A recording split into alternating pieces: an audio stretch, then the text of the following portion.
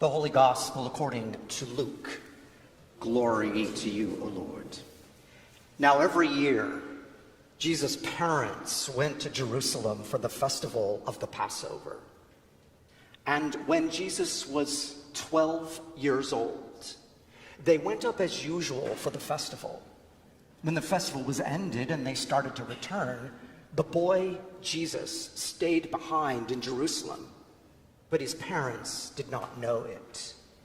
Assuming he was in the group of travelers, they went a day's journey.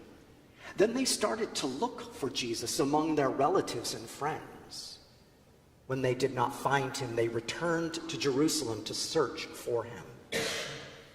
After 3 days, they found Jesus in the temple, sitting among the teachers, listening to them and asking them questions. And all who heard him were amazed at his understanding and his answers. When his parents saw Jesus, they were astonished. And his mother said to him, "Child, why have you treated us like this? Look, your father and I have been searching for you in great anxiety." Jesus said to them, "Why were you searching for me? Did you not know that I must be in my Father's house?" But they did not understand what he said to them. Then Jesus went down with them and came to Nazareth and was obedient to them. His mother treasured all these things in her heart, and Jesus increased in wisdom and in years, and in divine and human favor. The Gospel of the Lord. Praise to you, O Christ. These are the best days. Best movies of the year, best books of the year, best songs of the year, and of course the Time magazine person of the year. Someone who's been in the news for, let's say, 8 or 9 years, though some could use a little less of him.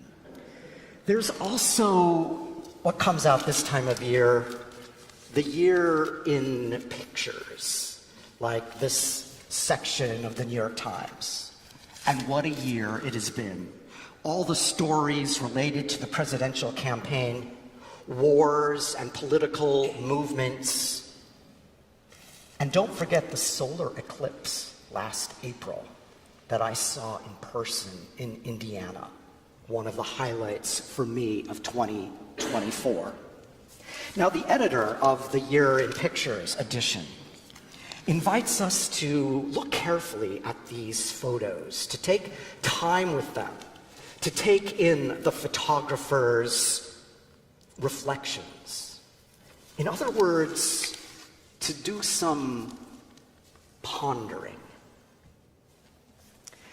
The events of our lives are also captured in photographs. And you know that sometimes a montage is put together at people's special events like graduations and weddings and funerals and other occasions. Now, since I was the oldest child in my family, there are dozens of pictures of me from my first year of life. And then you get to my brothers, and there are not quite as many. If I could gather all the photographs from my life, some of them would be those hard copies and photo albums, right? Some would be slides that my dad took when I was young. Some were Polaroid instants. Are any of you older enough to remember Polaroid instants? Then you can ask your moms about that later. And then since 2007, everything's digital. Now, remember the days when you got a roll of pictures developed, including the really bad ones. And you kept most of them, including the duplicates, because who could throw away pictures then? And those stacks of photos grow and grow and grow until you need to downsize and go through them. Or you leave all those photos for your descendants. Not a good thing. In any case, to see all the events of your life in one fell swoop is to do some pretty serious pondering. We don't have photographs from Jesus' life, though wouldn't it be cool if we did? But let's imagine if we could. We would have lots of pregnancy and birth photos from the infancy stories in the Gospels of Matthew and Luke, ones we've heard in the past week. There would be photos of Elizabeth and Mary. There would be photos of shepherds and the stable. There would be photos of the Magi. There would be photos of Simeon and Anna 40 days after Jesus' birth. And then skip ahead a long way to Jesus' last 3 years on earth. Lots of photos, and many, many more from Jesus' last week. There would be photos from only one event between Jesus' birth and his ministry at about age 30. The gospel we heard today of 12-year-old Jesus being left behind in the temple. There would be a lot of lost years in the photo album we are imagining. And that's worth pondering too. The four Gospels may only have this one childhood story of Jesus, but some non-canonical, non-official, unofficial Gospels have some fanciful, even fables about the boy Jesus. So think about the words to that familiar Christmas carol, "I wonder as I wander," with the words, "If Jesus had wanted for any wee thing, a star in the sky or a bird on the wing." In the infancy gospel of Thomas, Jesus molds sparrows from clay on the Sabbath. And when his dad Joseph rebukes him, Jesus claps his hands. 5-year-old Jesus claps his hands and brings the clay birds to life. Now, in this apocryphal gospel as well, Jesus is precocious and gets in trouble with his father. He uses miraculous powers for the good, but also to kill several children who annoy him. Maybe that's why this didn't make the cut to be in our official canonical Bible. But a 1,600-year-old manuscript of this Gospel of Thomas was discovered in Germany in an archive, and it was in the news this last year. Anybody remember that? I actually don't remember seeing it either. No surprise, scholars don't think that these events are historical. For one thing, the Gospel was written about 100 years after the ones that we have. But it's intriguing, isn't it? And it makes you ponder a bit. So in today's gospel, Joseph and Mary return from a pilgrimage to Jerusalem with a caravan of others. It's then they realize that the boy Jesus isn't with them. They hurry back to Jerusalem and they find him in the temple, conversing with teachers of the law. His parents are overcome with worry.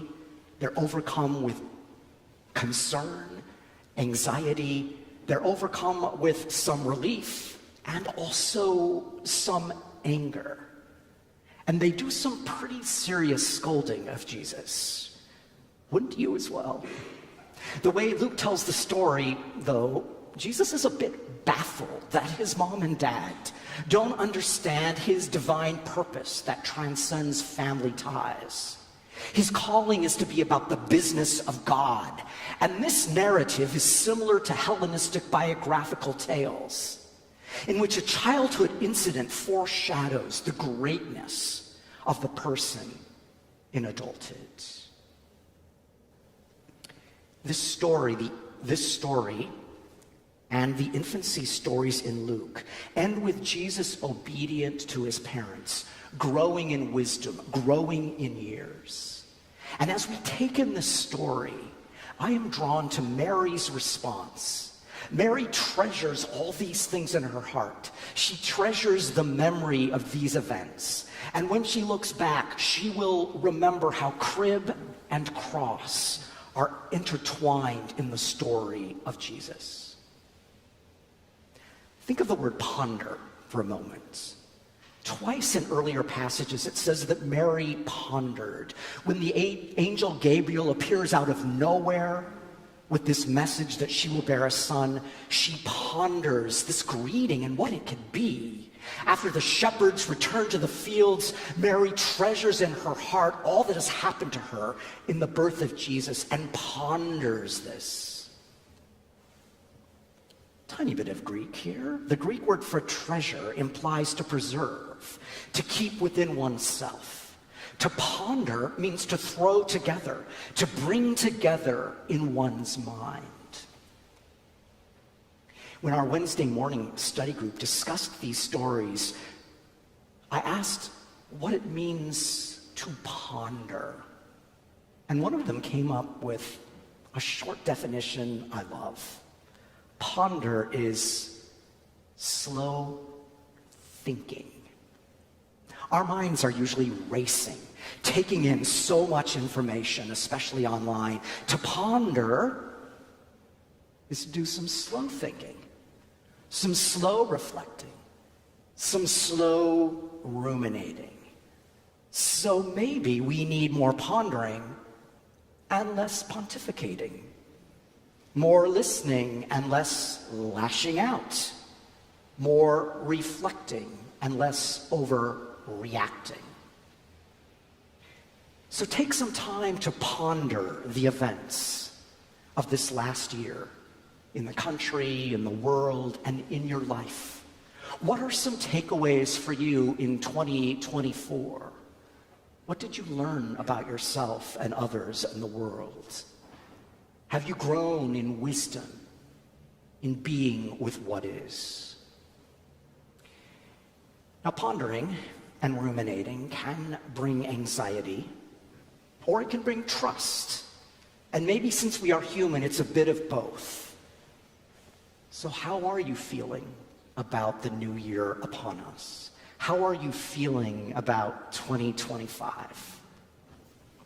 Consider this lighthearted quote by Eric Severide. I'm sort of a pessimist about tomorrow and an optimist about the day after tomorrow. For many of us, these 12 days of Christmas are a bit more slow-paced. Take some time to ponder. Take some time for slow thinking. As the words of a well-known hymn puts it, ponder anew what the Almighty can do. Ponder what happened to you the past year. Ponder God's faithfulness to you during your life. Ponder the mystery of the holy birth we celebrate these 12 days of Christmas. And with Mary, treasure in your heart all that you have seen and heard.